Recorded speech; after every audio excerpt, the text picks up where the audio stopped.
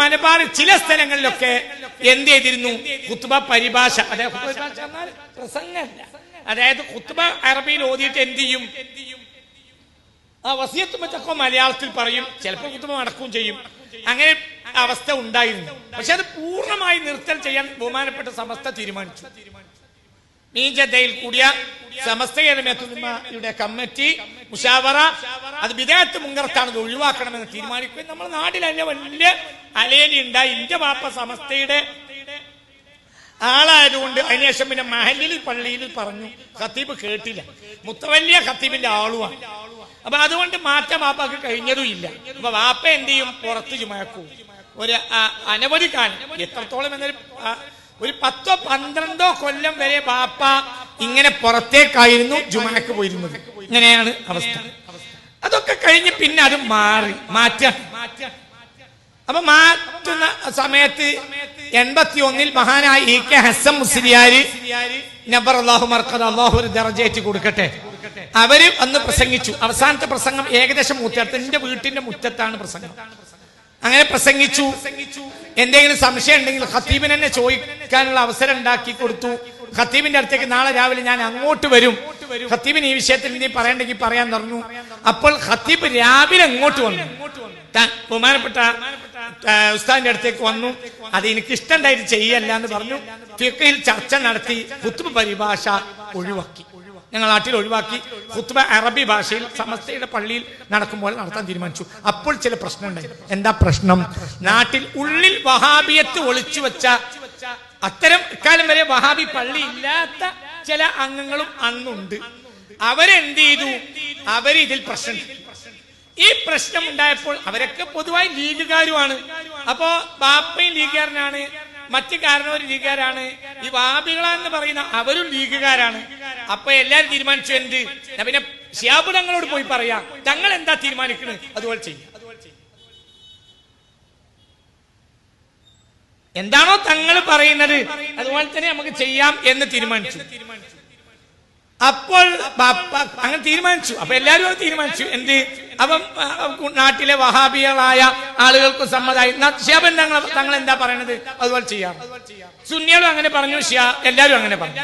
പക്ഷെ അതേ സമയത്ത് പിന്നെ ബാപ്പയടക്കമുള്ള ആളുകൾക്ക് ഒരു ബേജാറ്. എന്താ ബേജാറ്? പിന്നെ തങ്ങൾ ഇനിയിപ്പോ തൽക്കാലം ഒരാഴ്ച അങ്ങനെ തങ്ങളെ സംബന്ധിച്ചിടത്തോളം തങ്ങൾ രാഷ്ട്രീയ നേതാവും ആണല്ലോ. അപ്പൊ ഇനി ഒരാഴ്ച പരിഭാഷ ഉണ്ടായിട്ടും ഒരാഴ്ച പരിഭാഷ ഇല്ലാതെയും പിന്നെ ആയിട്ട് തങ്ങൾ തീരുമാനം പറഞ്ഞാലോ പിന്നെ നമുക്ക് മാറ്റാനും പറ്റൂലല്ലോ. അപ്പൊ രഹസ്യമായി ബാപ്പ അടക്കമുള്ള ആളുകൾ പാണക്കാട്ടേക്ക് പോകാൻ പേടിയും. മാത്രമല്ല മധ്യസ്ഥനെ നേരത്തെ തന്നെ ഒരു ഗ്രൂപ്പ് പോയി കാണുക എന്ന് പറഞ്ഞാൽ അത് മോശമാണ്. അപ്പൊ അന്ന് കോട്ടുമല അബൂബക്കർ മുസ്ലിയാരിനെ റളിയല്ലാഹു മർഖദ, മഹാനായ കോട്ടുമല ബാപ്പ ഉസ്താദിന്റെ ബാപ്പ വലിയ ഫഖീഹായിരുന്ന മഹാനാണ്, അല്ലാഹു അവരെ ദറജയേറ്റി കൊടുക്കട്ടെ. അവര് പട്ടിക്കാട് പ്രിൻസിപ്പാളായ കാലാണ്.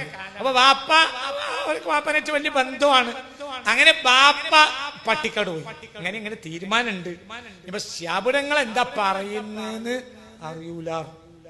അപ്പൊ കോട്ടുമല ഉസ്താദ് കോട്ടുമല അബൂബക്കർ മുസ്ലിയാർ ശൈഖുന അവര് ബാപ്പാനോട് പറഞ്ഞു, അതിനെ അതിന് നിങ്ങൾ ബേജാറാണ്, ശാബുടങ്ങൾ പറയുന്നതിൽ ഖൈറേ ഉണ്ടാവും, അതിനെപ്പറ്റി നിങ്ങൾ പോയി അത് ഖൈറേ ഉണ്ടാവും, നിങ്ങൾ ധൈര്യമായിട്ട് പറ്റും. അങ്ങനെ തിരിച്ചു മധ്യസ്ഥ ദിവസമായി ശാബുളങ്ങൾ ഇത് വളരെ ചിന്തിക്കണം.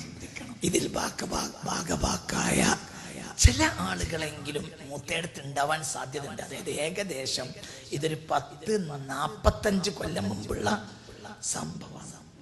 81 ഞാൻ SSLC എഴുതുന്ന വർഷമാണ്. 81 കാലം.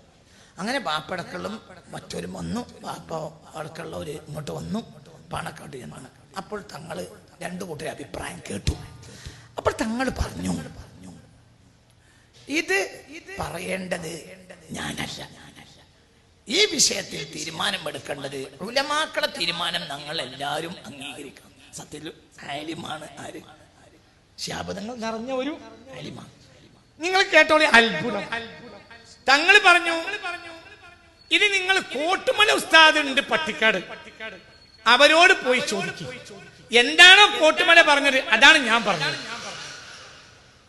അതുകൊണ്ട് ഇത് വളരെ ഇന്നത്തെ കാലത്ത് അതിനൊരു വല്ലാത്ത വായനയുണ്ട്. ഇതൊക്കെ എന്റെ നാട്ടിലുള്ള ഒരു അവസ്ഥയാണ്. കോട്ടുമല എന്താണ് ഉസ്താദ് എന്താണോ പറഞ്ഞത് അത് പ്രകാരം ചെയ്തോളൂ, പിന്നെ അങ്ങോട്ട് വരണ്ടേ ഇല്ല. അപ്പൊ തങ്ങളെ തീരുമാനം വന്നു. എന്താ തങ്ങളെ തീരുമാനം? കോട്ടുമല അബൂബക്കർ മുസ്ലിയാർ പറയുന്ന വാക്കാണ് നമ്മുടെ തീരുമാനം, അതാണ് ഫത്വ. അങ്ങനെ നടത്തിക്കോളൂ. ഇവന് ആർക്കും അഭിപ്രായമല്ല, പോയ ആളുകളൊക്കെ അത് സമ്മതിച്ചു.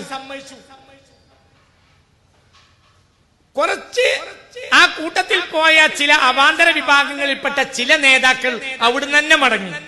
എന്തുകൊണ്ട്? പട്ടിക്കാട്ട് പോയാൽ അനുകൂലമായ മറുപടി കിട്ടൂല ഓലെന്നെ വിചാരിച്ചിട്ടുണ്ടാവാം. തങ്ങളെ എതിർക്കാൻ അവർ തയ്യാറുമല്ല. അങ്ങനെ കോട്ടുമല ഉസ്താദിന്റെ അടുത്ത് പോയി. കോട്ടുമല ഉസ്താദ് കാര്യങ്ങൾ കേട്ടപ്പോൾ ഇങ്ങനെ പറഞ്ഞു, പരിഭാഷ ഏതായാലും വേണ്ട, പിന്നെ ഒരു പ്രസംഗം കേൾക്കണം എന്നാണല്ലോ പിന്നെ ആവശ്യം. അത് ഖുത്ബന്റെ മുമ്പ് ഒരു പ്രസംഗം നടത്തൽ നല്ല കാര്യമൊന്നുമല്ല. എന്നാൽ ഒരു മസ്ലഹത്തിന് വേണ്ടി ഇടക്കിടക്ക് അങ്ങനെ പ്രസംഗം വേണമെന്ന് പൂതിയുള്ളവർക്ക് വേണ്ടി നിങ്ങൾ ഇടക്കിടക്ക് ഒരു പ്രസംഗം ഖുത്ബക്ക് മുമ്പ് നടത്തി കൊടുത്താൽ മസ്ലഹത്തായി നാട് പോട്ടെ. ഇത് മഹാനായ സയ്യിദ് മുഹമ്മദ് ശിഹാബ് തങ്ങളുടെ തീരുമാനം.